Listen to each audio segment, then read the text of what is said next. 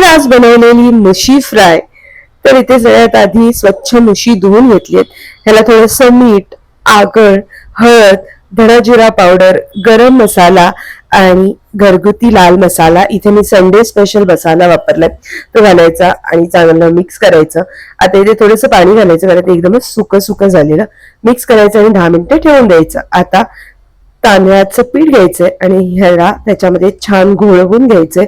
सगळ्या बाजूने छान असं घोळवून घेतलं आणि हे आता आपले तळायला तयार आहेत. तर इथे मी ऑलरेडी तेल तापत ठेवलेलं. तर सगळे आपण हे मुशी ह्याच्यामध्ये घोळवलेले सोडूया आणि मीडियम टू लो फ्लेम वरती चारी बाजूंनी छान असे कुरकुरीत होऊ द्यायचं आणि तयार होतात मुशी फ्राय. अप्रतिम लागतात चवीला, म्हणजे म्हणून चिकनला पण मागे टाकतील एवढे भारी लागतात. तर रेसिपी कशी वाटली, आवडली असेल तर चॅनलला लाईक, शेअर अँड सबस्क्राईब. भेटूया अशाच एका नवीन रेसिपी सोबत.